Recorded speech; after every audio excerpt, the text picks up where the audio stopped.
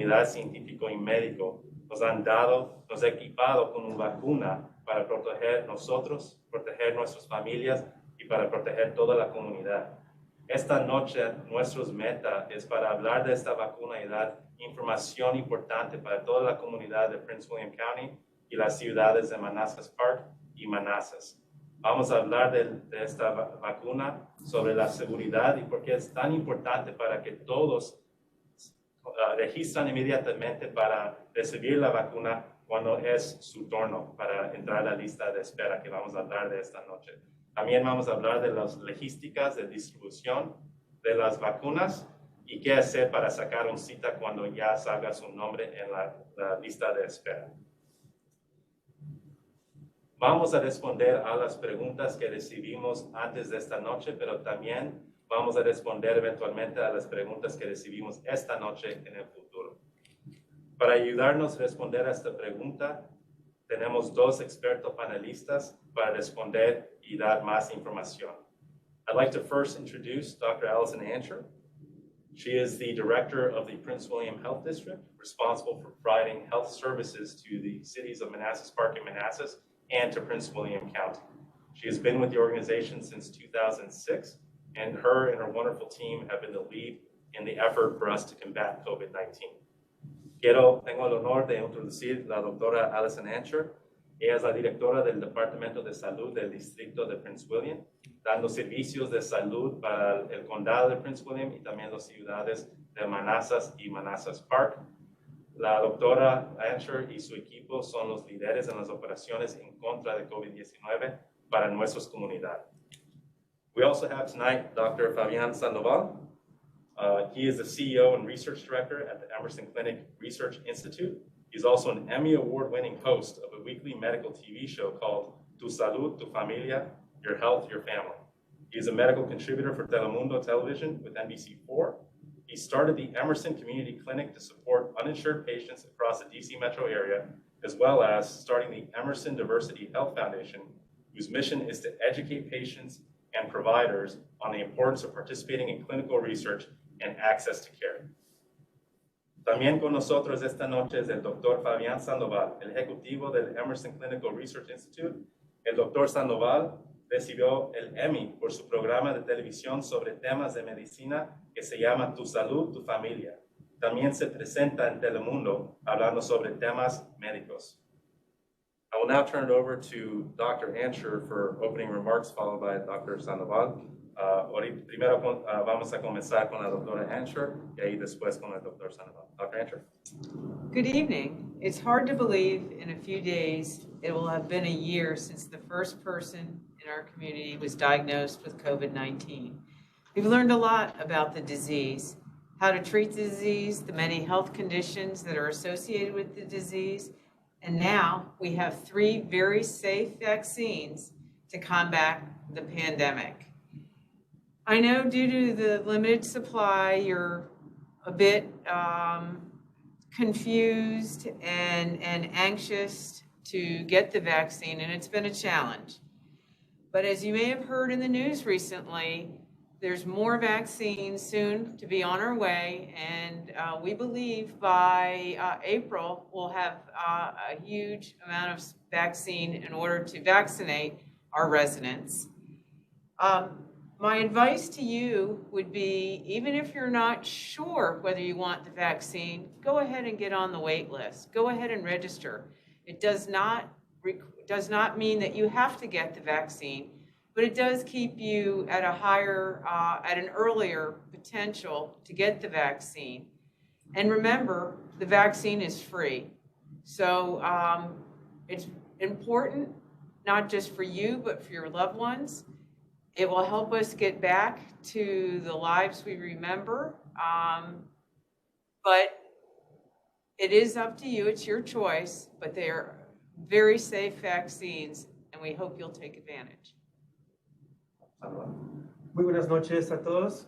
Es un placer estar aquí el día de hoy para hablar con ustedes sobre la importancia de esta vacuna de COVID-19. Vamos ya en un año de esta crisis tan importante. Pero lo bueno es que hay un poquito de luz en el túnel. Ya hay vacunas, ya hay 3 vacunas que podemos utilizar para nuestra comunidad. es importante que se registren aquí en el condado, ya que están registrados para que vengan a ser vacunados. Es su opción de ser vacunados o no, pero es muy importante que nosotros nos vacunemos para proteger a nosotros y a toda nuestra comunidad. Es gratis, es muy importante que recuerden, y no necesitan seguro de salud tampoco para recibir la vacuna. Y esta noche estamos aquí, la doctora y yo, para contestar las preguntas que ustedes vayan a tener. Muchas gracias, Dr. Sandoval, and thank you so much, Dr. Ansher. We'll now move to the question and answer portion of this evening. As the moderator, I'll state the question, and then Dr. Ansher and Dr. Sandoval will be able to present their answers. Dr. Sandoval will help us with translations, but also to provide his additional perspective as well. Ya vamos a entrar en sección de esta noche de las preguntas y respuestas. El Dr. Sandoval va a ayudar con traducción de las respuestas de la doctora Ansher y también para dar importante información. So we'll begin tonight with a few general questions regarding the vaccine itself that I think would be important for residents to know from a public health perspective. So I'm going to read the question verbatim as we receive them, and then Dr. Ansher, if you could please answer.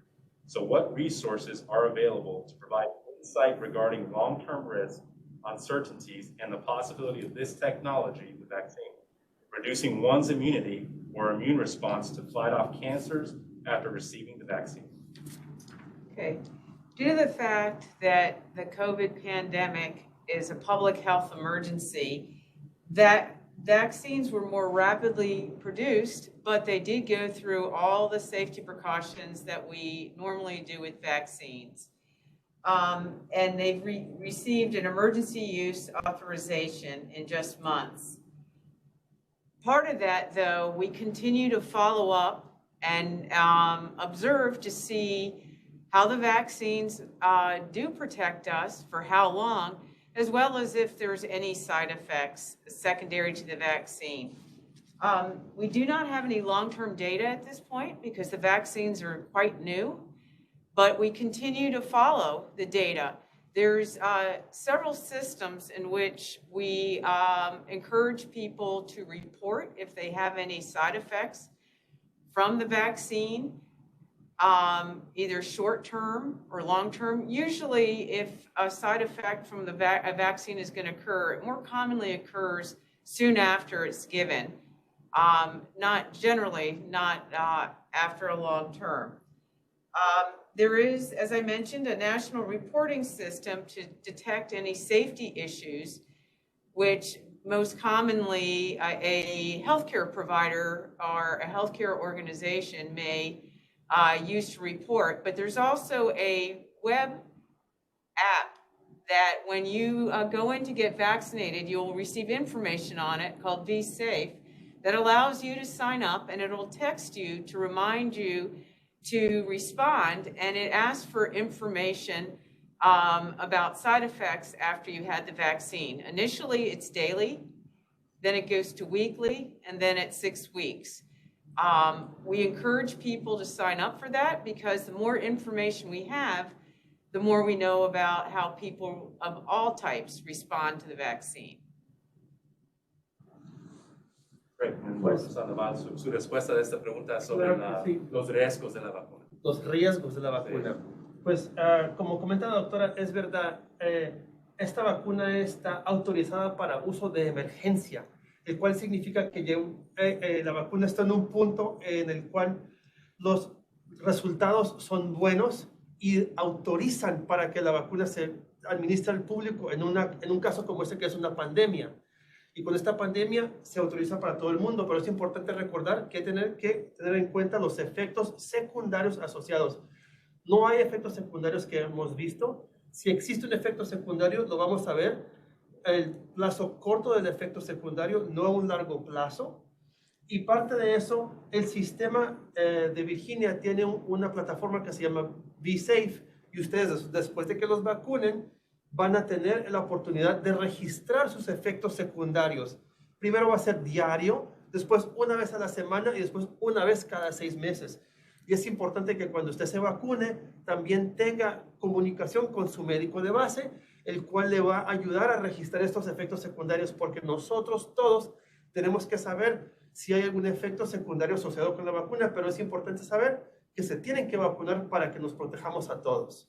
Muchas gracias. Y yo puedo decir por la comunidad hispana que yo recibí la vacuna y un pequeño dolor de cabeza, pero más que eso, nada más. Sí, yeah. So my personal side effects was very similar. Just a little back pain, a little bit of a headache, and that was it. And my arm was sore. No? For my first vaccine, my arm was sore. I do have to admit, after the second vaccine, I was a little tired and had some muscle aches, but less than a day. Yeah, And I continued to work. I was very sleepy. Sí, el único efecto secundario mío fue el sueño. Me dio mucho sueño, el dolor de brazo, un poquitito de dolor de cabeza, pero en 2 días ya se me quitó. Yo tomé siesta. Y ahí. Muy bien. Puedes, por favor, antes que seguimos al próximo, porque yo sé en nuestra comunidad hay muchas ideas de que remedios de la casa son más efectivos que la vacuna. Si puedes hablar de eso. Yeah, so these home remedies, what are we going to do with these home remedies? Los remedios caseros hay veces son peligrosos. Los remedios caseros no funcionan para cuidarse, para protegerse contra el COVID-19. Lo único que va a hacer es quitarles el tiempo cuando en realidad deberían de ser algo más importante. Tengan mucho cuidado. Hay muchas cosas que están de fraude, que es que el limón con ajo, unos tés, en realidad eso no es la cura o el tratamiento adecuado para esta condición. South Africa and now California variants, but so far there's no solid evidence to indicate the vaccine could be ineffective on them. I'm wondering, could variants of COVID-19 emerge where the current vaccine or vaccines would not prevent hospitalizations and deaths? Yes, it is possible that the present vaccines we have may be less effective against the various variants that may develop, but public health laboratories are now looking at the genetic makeup of the various viruses and can detect how the viruses are changing. It's very similar to the flu virus. Why we get a new flu vaccine every year is because the flu virus changes and would make the potential flu vaccine that we chose for last year not as effective as this year. So because we have the ability to look at the changes in the virus, the vaccine makers are able to adjust the vaccine to make it more effective. So yes, it is possible, but we're working hard with public health laboratories now testing to see what variants are around. And the vaccine makers are addressing those changes. Doctor Sandoval, su respuesta sobre la pregunta de los variantes de COVID-19 y la eficacia de las vacunas posible con estos variantes. Siempre va a haber un variante. Un virus está cambiando constantemente. El virus quiere sobrevivir. Es su meta sobrevivir. Por eso va cambiando tanto. Por eso es que en las vacunas de la influenza, cada año hay una vacuna nueva. Y esa vacuna nueva es porque el virus cambia un poquito más. Pero los laboratorios de salud pública en el mundo están trabajando juntos para identificar esas variantes que existen. Y ya que vemos esas variantes, las compañías farmacéuticas tienen la habilidad de ajustar esa vacuna para que sea igualmente eficaz en las variantes que se están desarrollando ahora. Así que sí existen, para recalcar, sí existen, pero sí hay forma de que nosotros con los laboratorios de salud pública arreglemos esa situación. Sí, también puedes verificar que la más gente que toma esta vacuna y hay menos chance de la vacuna o la COVID-19 de ahorita, hay menos chance que va a mutar el COVID-19. Bueno, eso sí puede ser el caso si estamos al frente de las personas que se están vacunando. Si estamos entre más personas, el riesgo de esas variantes va a disminuir. Pero si nunca llegamos a ese riesgo alto, los variantes continúan y nunca vamos a llegar a esa carrera, right? This variant, if we don't catch up to it, we're always going to be playing catch up the entire time. Thank you very much. So question number 3, I understand the vaccine at worst reduces the severity of COVID-19, effectively preventing hospitalizations and deaths. But if I can still get it, does that not mean I can still spread it? And if so, vaccinated people need to still mask and social distance. Is that correct, Dr. Andrew? That is correct. I'm sure you've heard the term herd immunity, and that would be when enough people are vaccinated to protect, to prevent, more likely prevent the transmission of the virus, but also protect those that for whatever health reasons may not be able to get the vaccine. It takes about estimated 70 to 75% of our entire nation to be vaccinated in order to develop that herd immunity. And because of that, as for right now, we need to continue to mask, we need to continue to social distance, we need to continue to wash our hands frequently and do all those mitigation strategies until we reach a point where enough people are vaccinated. That's another reason we're encouraging people to get vaccinated because a lot of us are tired and want to get back to closer to what we remember as normal. And so getting vaccinated is one way to do that. But for now, we have to continue to do the social distancing and wear our face coverings. Dr. Sandoval, su respuesta a esta pregunta de qué alguien que ya está vacunado tiene que seguir haciendo para proteger la comunidad, como por ejemplo usando la máscara. Pues sí, como es importante reconocer esta inmunización en grupo, porque la inmunización en grupo significa que ya vamos a empezar a disminuir la actividad, porque si no nos seguimos protegiendo, si no hacemos estas actividades, como les mencioné antes, nunca vamos a pasar esta ola tan grande que existe. Y sí, es verdad, se pueden infectar a las demás personas sin darse cuenta, que es otra cosa muy importante que considerar. Thank you both. So we will now want to answer some questions related to the wait list and the logistics of the vaccine rollout. We know that's on a lot of people's minds right now. Ahora vamos a hablar sobre las problemas logísticas con el proceso de distribución de las vacunas. Y Dr. Sandoval, si podías en esta sección ayudarnos otra vez con las traducciones de las preguntas y respuestas con la doctora Ansher. One of the biggest frustrations that our residents feel has to do with the transparency and perceived ineffectiveness of the different wait lists that are out there. The general sense is that people sign up on the wait list and they're placed in this limbo in perpetuity. The following questions may help clarify some of these concerns. So question number one, many county residents on the wait list are anxiously waiting for appointments. When will the county begin to provide at least weekly updates on the number of people on the wait list as of a certain date, the number of those individuals vaccinated for that week at identified sites, and a summary of progress completed for the number of vaccines received and the number of vaccinations given to those on the wait list overall? Dr. Andrew. Okay, presently the pre-registration database is constantly being updated and improved. And so right now, you're right, there isn't a whole lot of information. We do know that we can look and see how many people have registered each day. At this point, people will know that they're registered, but they do not have the ability to see where they're on the wait list. It's a little complicated because we have many ways that people can get vaccinated, many venues. It could be in a public health point of dispensing site or a vaccine clinic. It can be in a pharmacy. It can be in a doctor's office. It could be in an urgent care, for instance. Therefore, the database isn't always immediately updated, and people are on they're on one list, but can be identified by various priorities.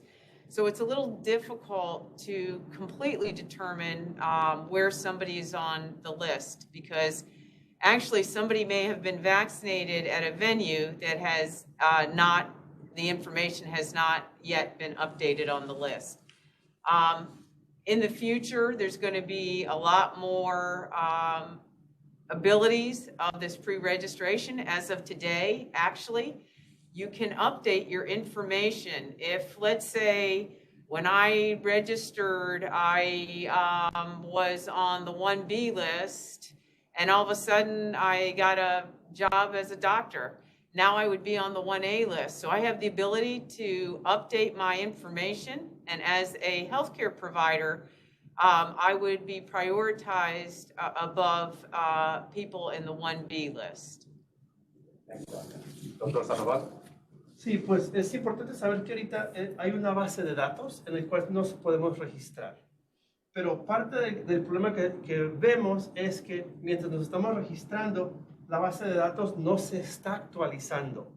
Y no es un caso en el cual no se está actualizando porque las personas, su estado para poder recibir la vacuna cambia. No sabemos si una persona se está vacunando en unas clínicas de vacunaciones públicas, en las farmacias, en las oficinas de los doctores privadas también se pueden estar recibiendo estas vacunas.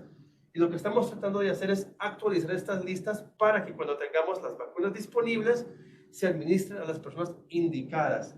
Parte de eso también es saber su estado en el nivel en el cual se pueden vacunar. Por ejemplo, y ustedes ya van a poder pronto ir al sistema, a la base de datos, y ustedes mismos actualizar su estado. Eso significa, si usted antes estaba en la categoría 1B, a lo mejor porque su trabajo cambió, ya está en la 1A, significa que su nivel ha subido y lo pueden vacunar más pronto. Así que ustedes tienen también la oportunidad de cambiar ese estado en el listado para que nosotros probablemente los podamos llamar más rápido. Sí, y todos tenemos que estar pacientes porque hay muchos grupos adentro de cada grupo también y eso se comunica. Sí, la paciencia es muy importante. Mr. I'd like to add, there's a website, a out-facing website where people can click on the picture of the district within the Virginia map, and it will show how many people have been vaccinated, not only in the county, but alternating Manassas City and Manassas Park. The one thing you do have to remember is a lot of people work in our community but don't live in our community. So because they work in our community, we've also provided vaccine for those who work in our community, because after all, they too could expose our residents to COVID. Those people will not be reflected in the numbers, and actually we found that we, at this point, have actually vaccinated 21% of people that do not live in our community, so that will not show up on that map as being vaccinated by us, because the map shows how many people in your residence have been vaccinated. Mira, eso es muy interesante y algo que no he escuchado otros estados. I haven't heard of other counties doing that. That's great. I think all of us in North Virginia have allowing just that. chosen to do that. So even if you don't live in that county, you can still get vaccinated. If as you long as you're in that live or proper work tier. in this county, yes, and as long as you're in the appropriate priority group, yes, we vaccinate. Disadvantage to us, it makes us look worse on the map, but the advantage is it protects the residents better. So these are our nurses, our teachers, our Mostly, firefighters. yeah, most commonly, so Okay. far, yes. Sí, pues es muy importante saber eso, que hay una página web en la cual usted puede visitar y está el mapa del estado, y por condado usted puede seleccionar el condado y le va a identificar las cantidades de personas que han sido vacunadas.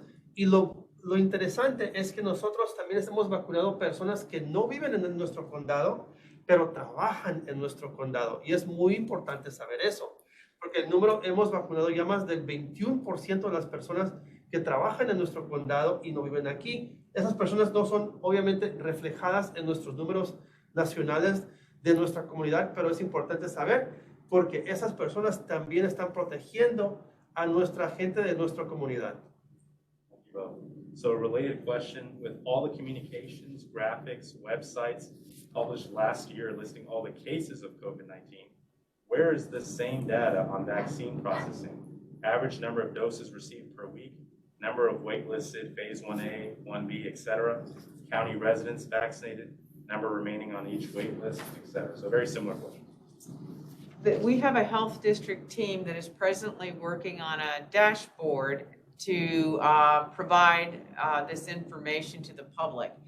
Some of the information we're dependent on the information we can get from the state's databases. So we may not be able to provide all this information, but we are developing a dashboard that will have a fair amount of the information that you're speaking of. Pues miren, ¿quieres repetir la pregunta en Sí, español? están como preguntando de cuando empezó COVID, empezamos a publicar mucha información del número de casos en el distrito, en las ciudades, también a veces exámenes también hechos, y están esperando del público de cuándo esa información va a estar publicada sobre las vacunas también. Sí, pues parte de esto es parte del desarrollo de nuestros sistemas de base de datos. Ya que tengamos actualizada esa información, es importante que sí se las vamos a compartir para que ustedes se den cuenta el proceso y el progreso que hemos tenido en la cantidad de personas vacunadas. Y el equipo del Dr. Asher también están ahorita trabajando en hacer las imágenes y la información para empezar a publicar eso. So, question number 3. So I've heard often that emails notifying you to schedule an appointment are going to spam folders. What email address should I be searching for to ensure I receive the notification if it gets buried in my inbox or sent to spam folder? Dr. Andrew? Yep.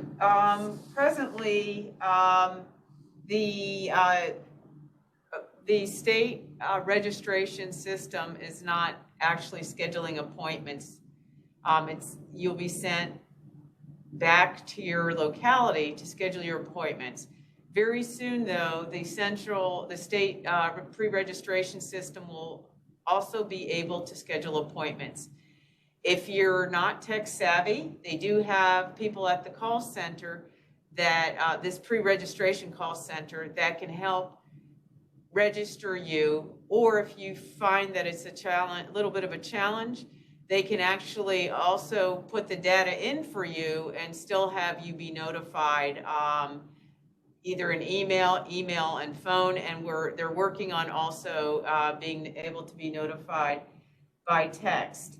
One thing you have to remember, the ending of, we don't have the exact email yet, but it will end in vdh.virginia.gov. But additionally, the phone number might go to spam if you're someone who gets notified also by phone. And so you may see the phone number 877-829-4682 come up as spam on your telephone.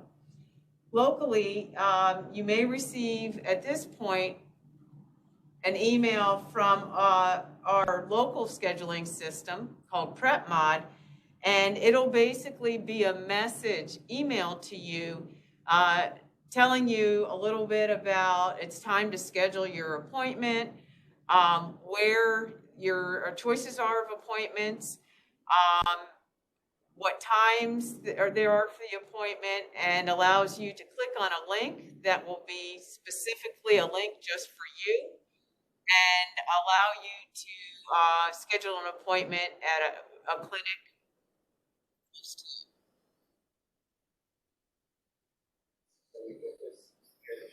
Going to be the voicemail also in Spanish? Yes, they have, it's actual people. So they have bilingual people at the call center. La pregunta era de, las personas están preocupadas de cómo están avisados que ya es hora de para registrar para la actual cita, porque ha llegado emails a los cuadernos de spam en vez del normal email. Entonces querían saber cómo pueden saber qué tipo de email, y la doctora estaba hablando de el vdh.virginia.gov y también dio los números.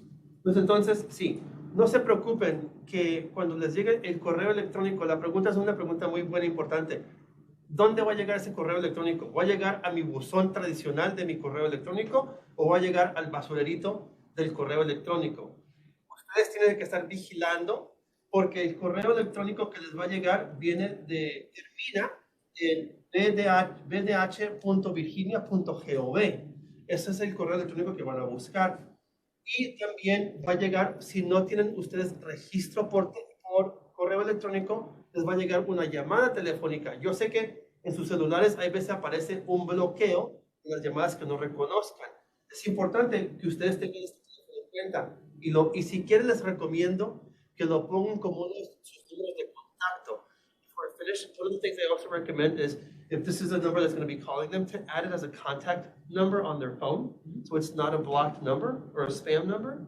So cuando pongan en su número de contacto, pónganlo por favor, es el 1-877-829-4628. Ese es el teléfono y en español les van a hablar para decir, es hora de hacer su cita y hablan con la persona y les ayudan a registrarlos. 877. I think you said dos ocho for the last. Yes, it is not was it? It's not 4628? No, it's 4618. Oh, you're right, ma'am. Just like say, look at me. 82. Yes. Perdón, voy a corregir el teléfono. El teléfono es 877-829-4682. Gracias, doctora. Thank you. Next question. So my primary care doctor told me to get on as many wait lists as I could find. Now that Virginia has centralized the wait list into one database, am I going to be penalized for having multiple registrations? How is my place in line going to be? First of all, I have to say I don't think we've heard of somebody being on 14 different wait lists, but no, the state system is meant to, it sort of removes repeat registrations as long as the information is the same. But it will leave the registration that puts you in the best position on the wait list. And it's done by the date and the time that you registered. Pues la pregunta es una pregunta hablando de que si su doctor le recomienda que se registre en múltiples lugares para poner en su línea, su nombre en lista de espera para la vacuna, si está incorrecto o no, o si lo van a castigar después, la respuesta es no. Si lo hacen, de hecho no habíamos escuchado que alguien estuviera haciendo eso, pero si lo hacen, el sistema de Virginia automáticamente identifica personas duplicadas y saca la persona duplicada y los pone en la lista de espera de cuál fue el primer lugar en el cual se agendó usted. O sea, basado en la fecha y la hora que usted se agendó por primera vez, ese es el número de categoría que usted va a estar puesto. Thank you. So, the next question. Are the waitlist numbers on the previous county waitlist site the same as on the state waitlist site? No, they're not. The state website has different registration numbers. So you may have been confused initially when you went to the pre-registration site, couldn't find yourself, and you were kept on providing them your local registration numbers. It's not the same. But you should have received an email telling you that you've registered. Así que la pregunta tiene que ver con la cantidad, los números de la lista de espera en los diferentes condados y si es la misma del estado, de la lista estatal. Y la respuesta es no. Sí, el número de registración que te dieron. Sí, el número en el cual se registran es un número diferente. Y ustedes si se registraron, debían haber recibido ya un correo electrónico indicándoles el número correcto de su registro. Next question. For the new Virginia COVID waitlist, where I am on the list and how I am moving up the list as vaccines are distributed. I received an email that my record was successfully transferred, but not where I am on the list. At this point, the wait list, the pre-registration system is not able to allow an individual to find out where they are in the wait list. We're hoping in the future that'll be an option for people who pre-registered. La pregunta tiene que ver con el registro del estado y si ya que se actualizó el sistema, yo puedo darme cuenta en dónde está mi nombre en la lista de espera y la respuesta es no. Todavía el sistema no se ha actualizado suficiente para que ustedes sepan en dónde caen en la lista de espera, pero esperamos que pronto Esto va a ser una opción en el futuro. On to our next question. I want to thank you for certainly understand that our residents are frustrated right now with the whole wait list process, but it sounds like the county, Princeton Health District, will work hard to get these issues addressed and doing our best to interface as best we can with the state. We're going to move on to the next series of questions related to what happens when your name comes up on the wait list. What are the next steps after that? We just finished talking about the wait list. Eventually, we're going to be called on the wait list to go get our vaccine. En esta parte de nuestra conversación vamos a hablar sobre qué hacer cuando es su turno para recibir la vacuna después de registrarte en la lista de espera. Otra vez, doctor Sandoval, si puedes ayudar con las traducciones y también dar su perspectiva sobre este tema. Despite our daily updates and outreach to the community, we're still seeing quite a few questions regarding how you can register and actually receive the vaccine once your name is called from the wait list. All questions received, and then we'll narrow in on more individual ones. As you would naturally expect, this section consists of the bulk of our questions. So I would ask that we move this section a little bit quicker. So first question, what are the current locations providing vaccinations, and what are the phases that are eligible to receive vaccinations? Okay, we have several public health sites, one at Beacon Hall and George Mason University, Manassas Mall, and one at the old Gander Mountain site in Woodbridge. Additionally, we have a site, George Mason is running a site at the Manassas Park Community Center. We have multiple pharmacies, both private and the typical pharmacies like CVS, Walgreens, and pharmacies and some of the food stores. We have in urgent care. We have several private providers, and we're trying to get ourselves in position for when there's a lot more vaccine, that we have many providers throughout the community that people can take advantage of to get the vaccine. Additionally, Kaiser Permanente is vaccinating their members that live in our community and that are in the appropriate priority, as well as the folks on the wait list.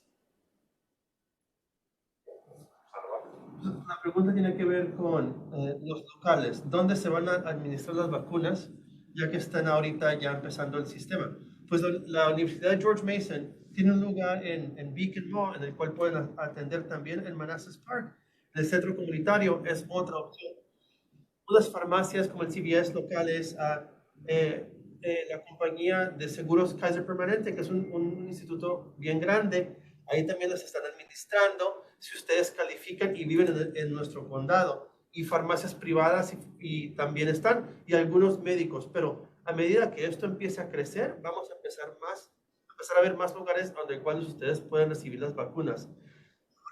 So, my question to you is, some of our community members are not insured, right? And they don't have access to Kaiser Permanente or some other private providers. Will they be going to the same locations? They can go to the same locations. The pharmacies, all the pharmacies are available to anybody, as well as the public health clinics. The vaccine is free, so they have access to the same. Actually, Kaiser Permanente, as I mentioned, is vaccinating people up for wait lists, so meaning that you don't have to be a Kaiser member in order to be vaccinated by Kaiser if you end up scheduled with Kaiser. The same thing with the more common pharmacies that are inside stores, grocery stores, or like CVS and Walgreens and whatnot that are separate. The vaccine is free and available to anybody. No importa. Yo pensé que Kaiser solamente estaba vacunando a personas que eran socios de ellos. La realidad es que están vacunando a todas las personas, que es una gran labor que están haciendo ellos, así que no importa. Y reiterar, es gratis. Es lo más importante, no importa, sino que es una condición gratis para todos en los locales que ya hemos mencionado. So, Dr. Ansher, how many people in the area have been vaccinated to this point? As of today, 80,879 that have been vaccinated. En nuestra comunidad han ya vacunado 87,879 personas. On to the next question, is the VAM system, so the Vaccine Administration Management System, still the appropriate vehicle to schedule the second vaccine dose? If so, how close to the second dose eligibility will individual be able to schedule it? If not, how should we schedule the second? The state is no longer going to be using the VAM system because there was a lot of challenges and difficulties with it. And we're in the process, today was actually our first day of trying out a new system called PrepMod that is used by a lot of the hospitals. And the advantage to this system is you'll be able to schedule your appointment if you are not as fortunate and just are receiving your first dose now, you'll be able to schedule your second dose appointment at the clinic while you're waiting and being observed. Those that need a second dose, we have a local call center who will be calling you to help you schedule your second appointment. And generally, it will be anywhere from 3 to 7 days prior to that appointment. If you have not been called, we do recommend that you call the local call center, at the local district call center, and explain that you're expected to get your second appointment, and they'll help you schedule it. Pues la pregunta tiene que ver con el uso de un sistema de base de datos que se llama, por sus siglas en inglés, se conoce como VAMS, y que es el sistema de manejo de las vacunas, el sistema de administración de las vacunas. Y ese sistema ya no se está utilizando porque no estaba funcionando muy bien. Hoy, de hecho, empezaron un proceso nuevo con PrepMed, que es un sistema que se utiliza en los hospitales. Y ahí, de esa forma, después de su primera vacuna, para recibir su segunda vacuna, se puede registrar inmediatamente, que antes no lo estaban haciendo.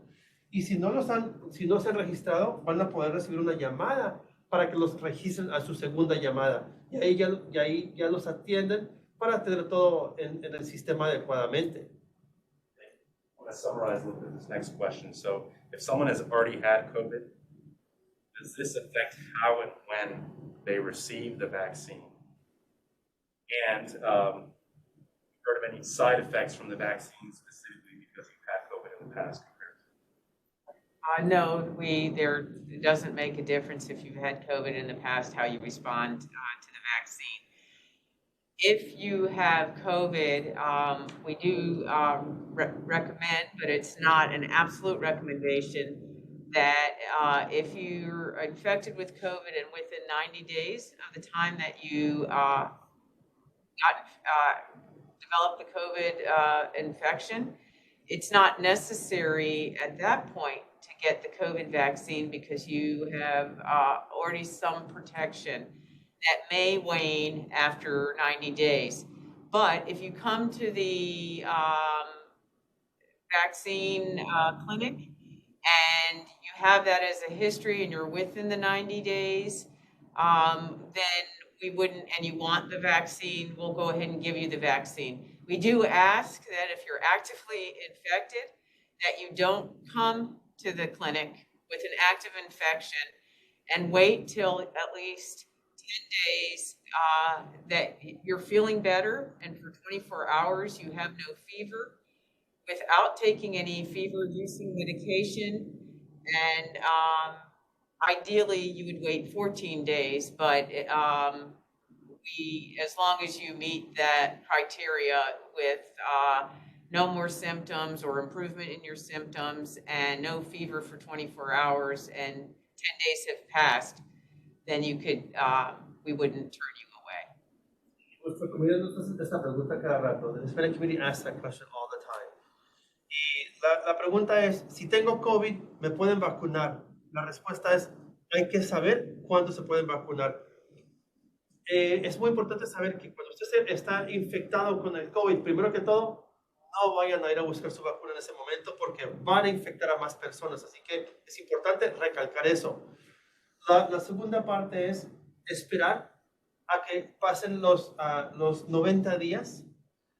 Durante los 90 días de su infección, usted está protegido porque su propio cuerpo está haciendo anticuerpos para protegerlo. Pero no significa que no se debería vacunar. Ya después de, entre esa etapa de los 90 días, se puede vacunar. Y si está usted infectado recientemente, hay que esperar 10 días, de hecho son 14 días que debería usted esperar para no tener ningunos efectos. 14 días ya limpio, sin fiebre, sin los síntomas asociados del COVID. Y después de eso ya puede acudir a que le pongan su vacuna. Si son 10 días está bien, pero nos gustaría que esperaran 14 días, que no tengan fiebre, que estén bien sin duda. Recuerden los síntomas, que es dolor de cabeza, no pueden percibir colores, sabores, les duele el cuerpo, tienen dolores estomacales y muchas personas tienen diarrea. Sin esos síntomas ya pueden acudir a su vacuna. Next question, is Prince William going to have any drive-through COVID vaccination clinics for pre-registered seniors? At this point, we have not had drive-through clinics for two reasons. Number one, it's been too cold and it's hard for a vaccinator to vaccinate appropriately when their hands are cold. Number two, the present first two vaccines had a potential side effect called anaphylaxis.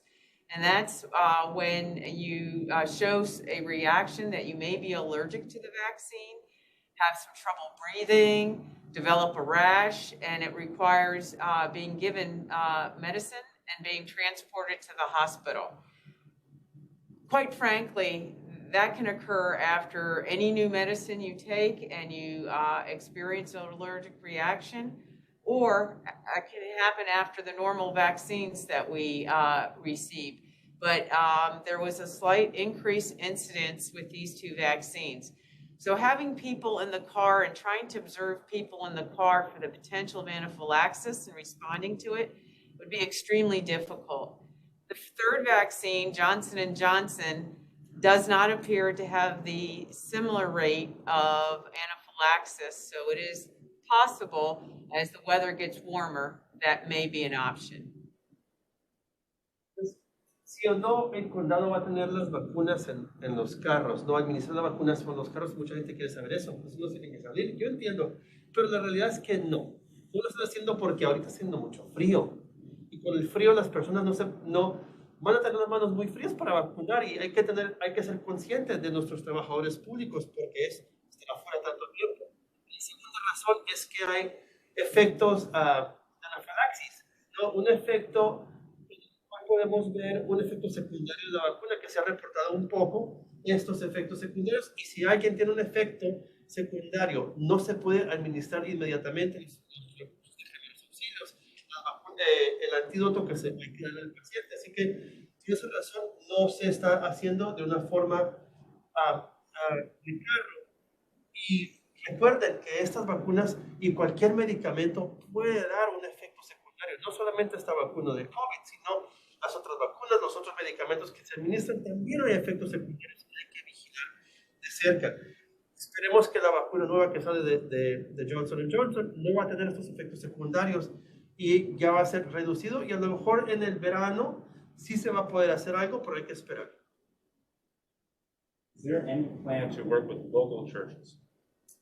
Absolutely. We've already started. Local churches have been generous enough to offer us space. Often it's not as large as we would need to vaccinate everybody, vaccinate our residents more rapidly. But we're in the process of meeting with various church leaders to see how we can partner to perhaps have a targeted event at various churches. Entonces, esperemos que sí van a poder también administrar las vacunas en las iglesias.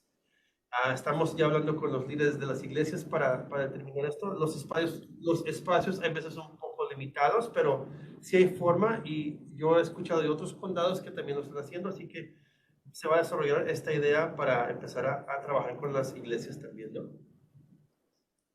Will there be any way to vaccinate people using a mobile service for those unable to get the vaccine? Yes, that's one of the things that we've already been thinking about, and we plan on partnering with George Mason University. They have a mobile van that we've been talking about how we would go about actually doing that. Right now, we have so many people to vaccinate, we're sort of concentrating on these large vaccination clinics, but our hope as we're able to distribute the vaccine to more providers in the future when the vaccine becomes more plentiful, that we'll be able to focus on these very important community targeted events.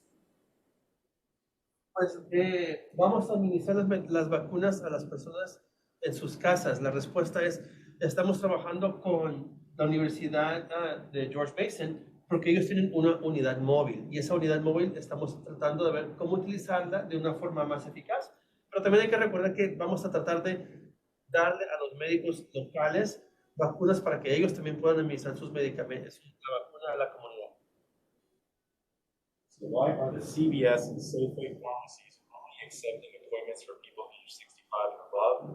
I don't understand because I am in Part B eligibility. Okay, the CVS and Safeway, some of the Safeway pharmacies are actually part of a federal pharmacy program. It's not something that the state is in charge of.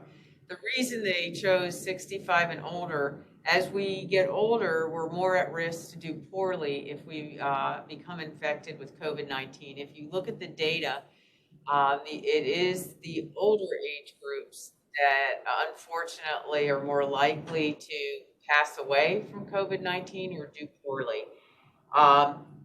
The 65 and older are also part of the 1B group, as well as those 16 to 64 with chronic medical conditions, as well as those working or living in congregate settings, such as the adult detention centers or in shelters.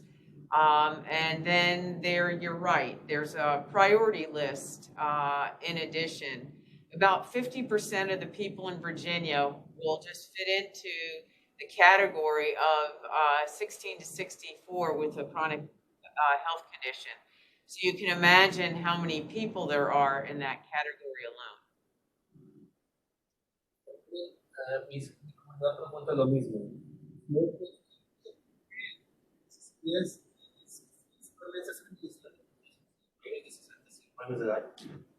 este es un programa que no es estatal, sino es un programa federal que está administrando las vacunas en estos dos lugares.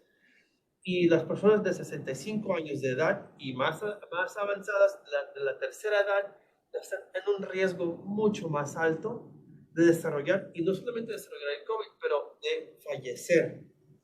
Así que es muy importante que lleguemos a esta comunidad primero, y ya que lleguemos a ellos, seguimos con el otro grupo, que son los de 18 a 64 años de edad, que tienen otras enfermedades asociadas, como es hipertensión, obesidad, que en nuestra comunidad latina tiene mucha obesidad, hipertensión, diabetes está asociado también, que son enfermedades crónicas. Estas personas también van a calificar, pero se están enfocando ahora estos dos lugares en las personas de la tercera edad, porque ellas también fallecen muy rápido. Imagínense las personas también que tienen la influenza. La influenza fallecen las personas muy rápido, los más chiquitos y los más adultos.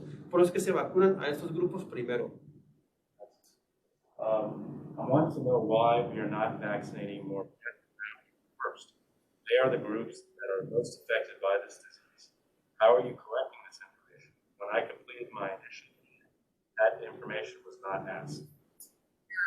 Absolutely right. You completed a form to be on the wait list in the county. It did not ask for race and ethnicity.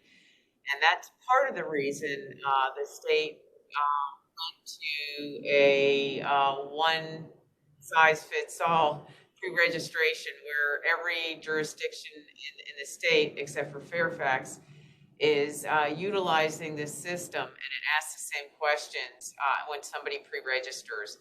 And some of the questions that it does ask is about one's race or ethnicity. To be fair, someone doesn't have to answer. They can choose not to respond with a race or ethnicity. And in fact, we have a very large amount of data where people did not respond with race and ethnicity. But if people do fill that out on the pre-registration form, when they register for COVID vaccine, we are collecting that information. Do you think enough of the community knows about the pre-registration process? I think there's been a fair amount of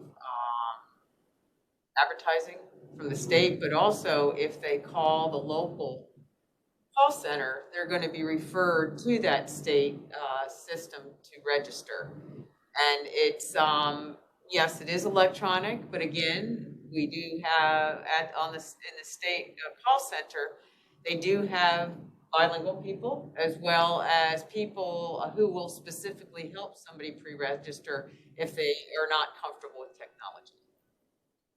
¿Por qué no están vacunando a nuestra gente? ¿Por qué los latinos y afroamericanos no están siendo vacunados de la misma forma?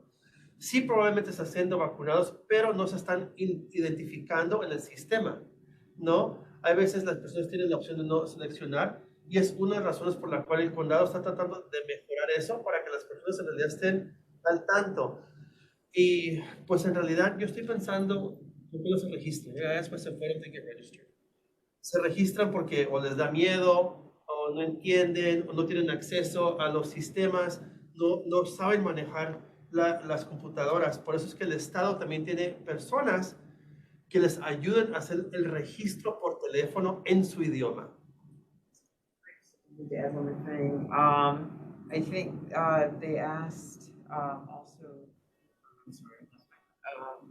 Okay. One more thing. Sorry.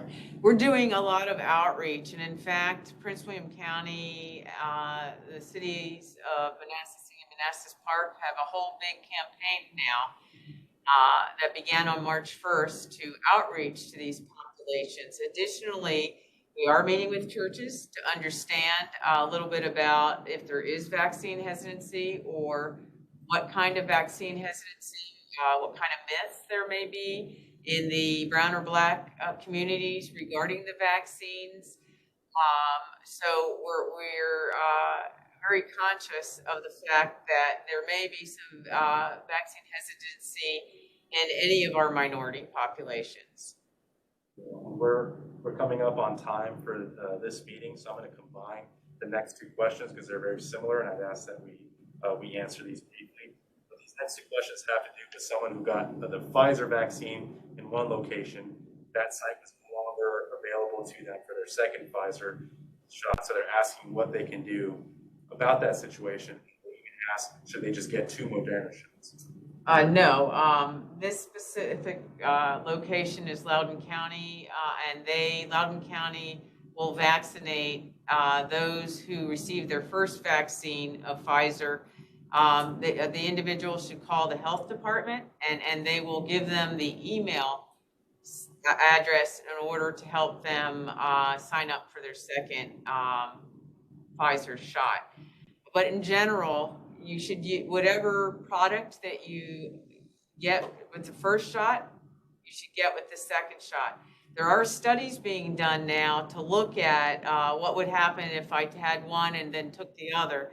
But right now, we don't know if it's going to be as effective. So the recommendations, the way the studies were done for the vaccines to get approved was using shot 1 and shot 2 using the same product.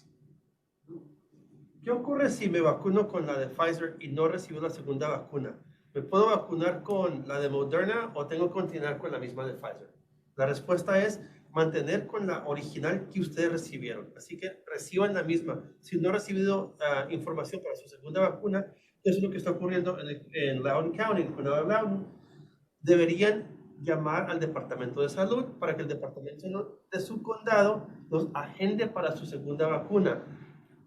Porque es importante mantener la misma vacuna de primera y de segunda mano. Ahora, si es han salido estudios que están tratando de identificar si se pueden mezclar una con la otra, pero hasta ahora no se les recomienda que hagan eso. Y es importante saber eso, la importancia de los estudios clínicos. Así que si ustedes tienen una oportunidad de ver un estudio clínico, participen en él porque van a ayudar a su comunidad también.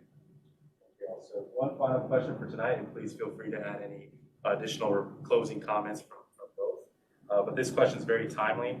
It says, how safe is the new Johnson & Johnson vaccine, and when will we be able to get it? The new Johnson & Johnson vaccine is very safe. It's produced very similar to many vaccines that we've had for years. We are just receiving our first doses of Johnson & Johnson vaccine. And in fact, in our community on Monday, we will be having a clinic specifically just using the Johnson & Johnson vaccine. One of the advantages, of course, is it only requires one vaccine at this point, and has been shown to be very safe. And I'd like to add something to that. Sure.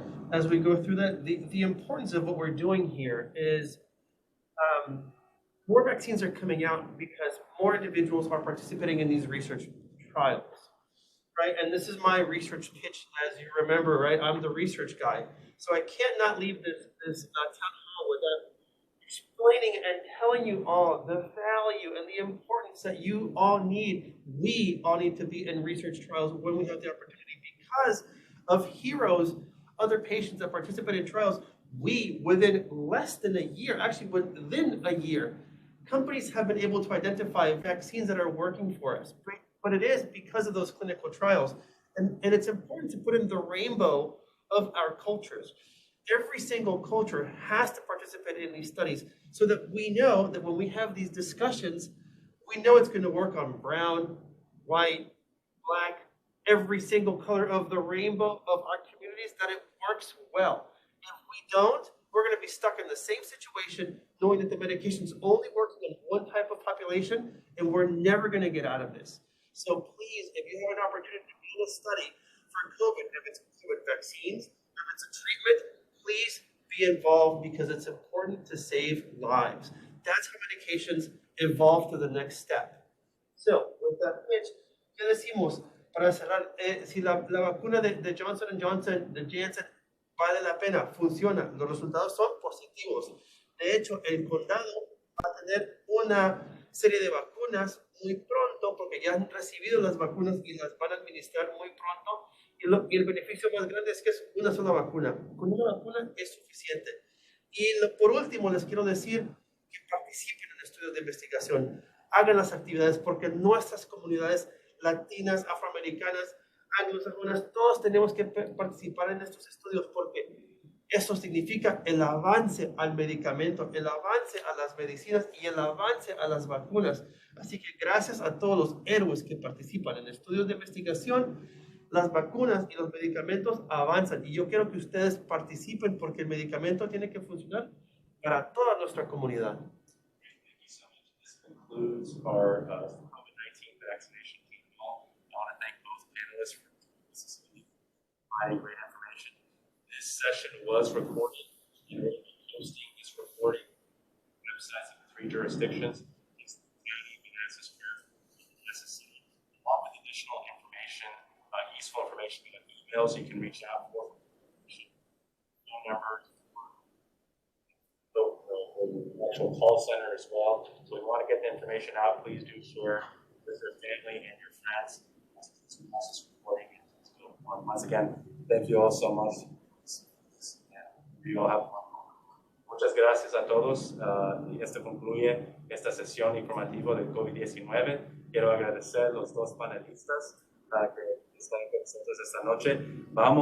Ya grabamos esta presentación y vamos a ponerlo en los sitios de web de los 3 gobiernos, Prince William County, Manassas Park y Manassas, con más información sobre cómo contactar el Departamento de Salud y el call center que tenemos para dar más información. Que tienen todos un feliz noche y muchas gracias otra vez.